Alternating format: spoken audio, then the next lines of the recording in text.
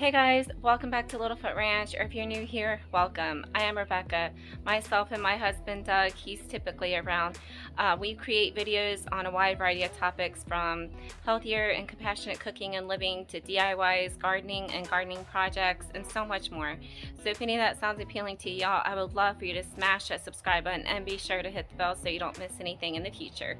Okay, well let's get in today's video because so today's video, I had mentioned in one of the getting to know me that one of my favorite hobbies was crafting and DIYs. Well, with building a new garden and establishing a new garden, there's all the need in the world for garden decor and storage and all kinds of fun things. And I feel like a lot of people just think your garden should function and, for maximum food production. And don't get me wrong, it totally should. That is the main purpose. But for me especially, it's also a living space. It's just a place where I can go and get lost and zone out, recharge my batteries, and just really be a place to wander and then take in all the hard work and all the beauty and everything about it and just really enjoy it. And living spaces, just like your house, why not have some decor? So I've been kind of saving things here and there over the last few months, and just kind of doing clips, and so I have put together a video of some DIY gardening projects for decorations and stuff and storage purposes. So I hope you guys enjoy the video. Okay guys, so first up, for the first project, we're going to be making two planters with shepherd hooks for hanging baskets. I picked these up at Dollar Tree. They were $5 each. I did go ahead and peel off all the stickiness and get all that off and gave it a quick wash. And then I hit it with this really awesome spray paint that I really love. It's the hammered stone spray paint. It just makes everything look it gives everything that nice texture. And I liked the red, but you'll see why I painted it gray. I wanted to kind of be more cohesive with the steps and the garden and just the raw feel of the garden.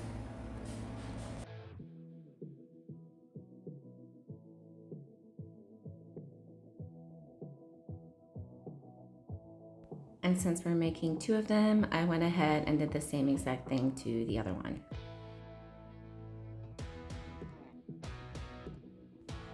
Next up, we did go ahead and we had this concrete in the garage, and we mixed up some concrete, and we're going to be putting it in the base of there. And the pole for the shepherd's hook is actually just a broom hander that I picked up at Dollar Tree for $1.25, and you guys will see that in a minute. But for now, we're just mixing up the concrete and getting that ready to go.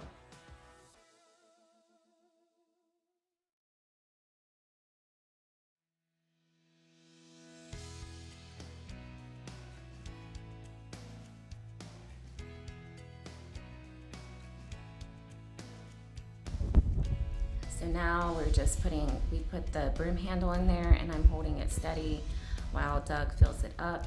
And we end up filling it about halfway with concrete only because I am putting some rocks on top. If you do not plan on putting more rocks on top, then I would suggest that you go higher and with more concrete. We filled it about halfway, but if you're not going to add rocks, then I would definitely do 2/3 to 3/4 of the way. And now we're just going to let this set for a day.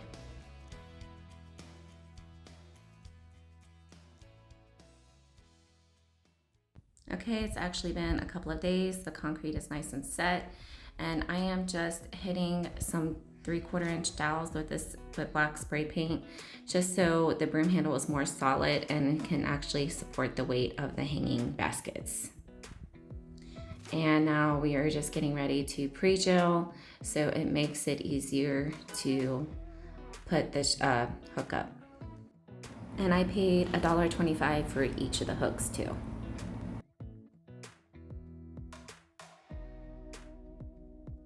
And here they are, guys. I just absolutely love how they turned out.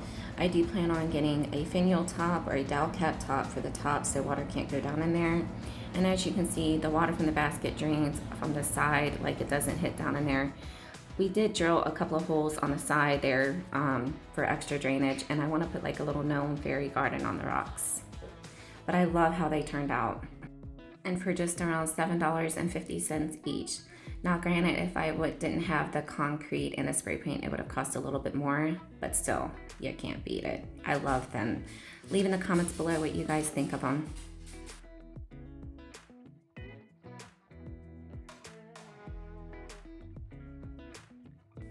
Okay guys, for the second project, I had picked up this galvanized garden sign from Dollar Tree. I did paint it with a Moss Army green spray paint.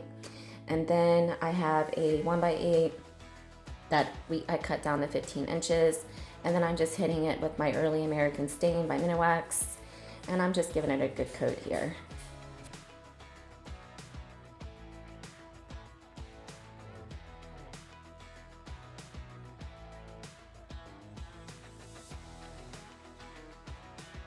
When you don't have an actual working station or craft shed, you just gotta do it where you can and when you have the time, you know?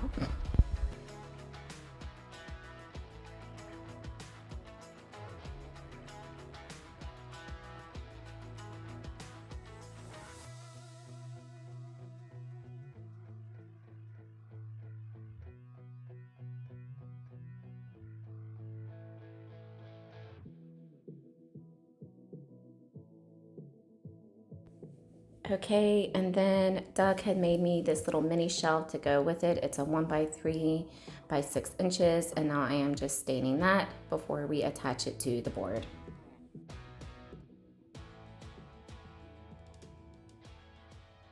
Typically, I like to use a rag to stain. I feel like it works a little bit better, but these little sponge brushes work too.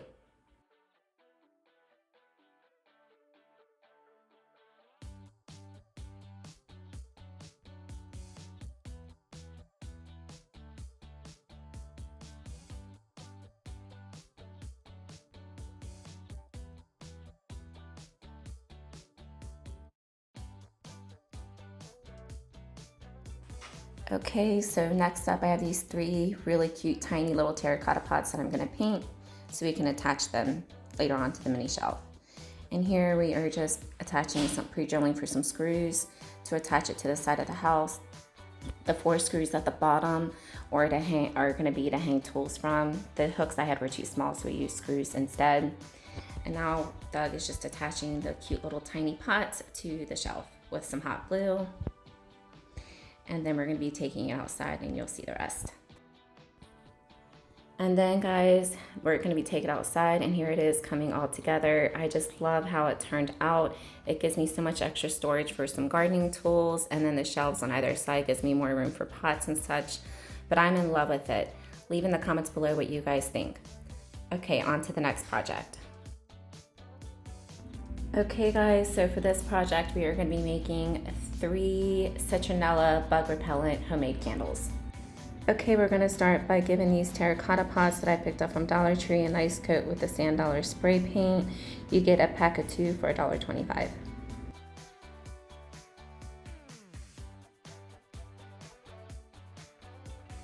Just going to let these dry, and then I'm going to take these little stars and paint 3 red and 3 blue. A while back I ordered like a whole bag of like 100 little stars for like $5. I'm also going to take some Waverly Antique Wax and hit it with a bigger star for one of the decors on one of the other candles and go over it with a little bit of chalk white Waverly paint. And then this little garland will be one of the decors for another one, and here you guys can see it all coming together.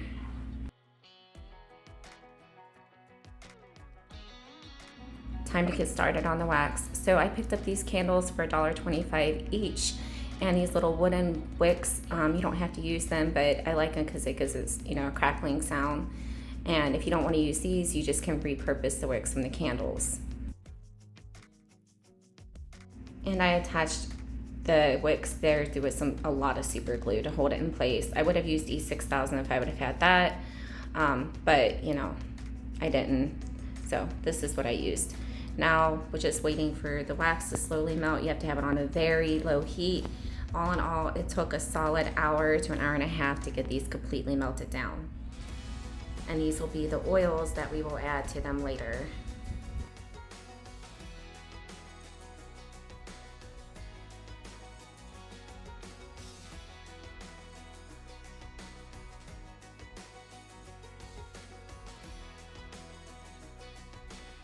And then here are the wicks that I pulled out with a pair of tweezers. You don't want to use your fingers, and you can save those for a future project. And now it is time to add the essential oils. I'm going to add several drops of lemongrass and then some citronella too. It gives it the most amazing aroma. They smell absolutely wonderful. They smell so good. You could also add lavender or peppermint. I do those oils too, but today I'm just doing citronella and lemongrass.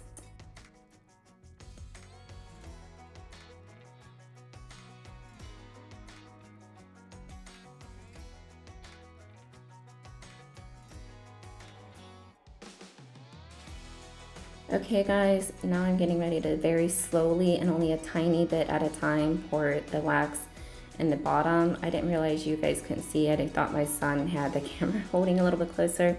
But in the very beginning, you pour just the tiniest amount of wax to create the seal around the base of the wick so it doesn't leak through and leak out or bust through the super glue.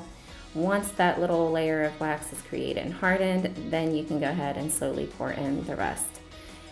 The glass is hot, but it's not too hot for me to touch. But if you're sensitive, you might want to use an oven mitt or something to grip onto it. It's just easier for me to use my hands.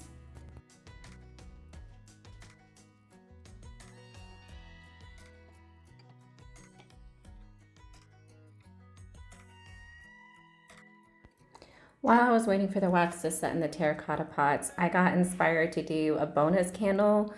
My friends over at the Holman's Homestead have this repurposing coffee can thing, and I buy coffee in bags, but I was like, oh, I have this jar, so I just took it outside and hit it with some red spray paint, and then I just let that dry all the way, and then I took it inside, and I started just adding some jute twine and some of the stars I had painted around the bottom and I attached all with some hot glue.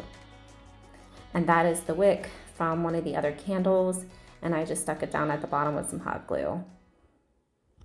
I really love the wooden wicks because they smell nice and they give the cackling sound, but they just weren't tall enough to reach to the bottom of the jar.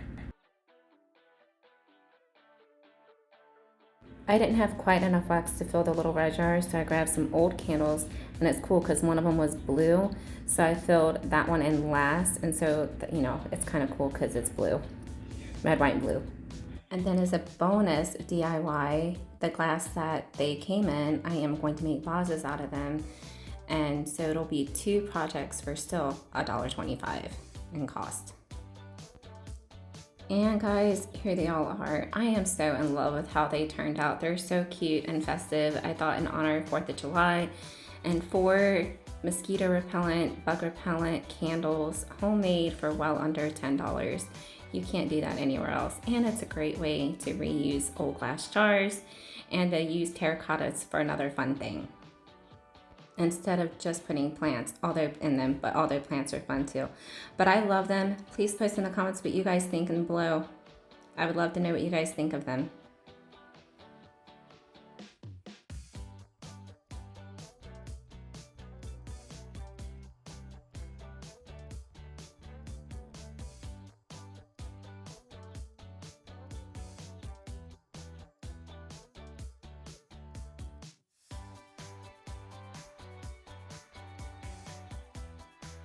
Okay guys, next up, remember when we built the Arbor, I had mentioned that I was inspired to do kind of like a revamped DIY.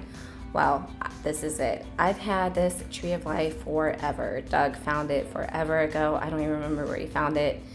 But when we built the Arbor and I saw that the ducks were getting out of the gate rather easily, I was like, oh, you know what? I have the perfect addition to the gate to make it more of an effective gate.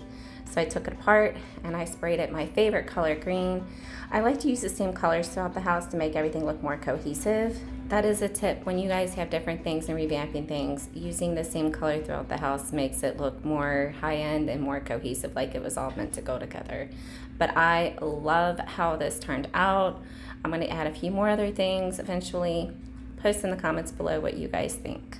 I just love it. I feel like it should have always been green. Well guys, that is going to wrap up today's video. I hope you guys enjoyed it. Please post in the comments below what you guys liked the best, if you had a favorite. I would love to know. And if you have any other ideas or suggestions for DIYs, especially for garden decor, functioning garden decor, especially at that. I love something that is also useful and looks good. So I'm all open ears. I have, you know, lots of things to come up with. The canvas is pretty blank right now as far as decor and functioning things around the garden goes. So if you guys have any ideas on some DIYs, please let me know. I would love to know, and I would be happy to maybe try to do those. So anyway, guys, until next time, guys, take care and have a beautiful, fantastic day.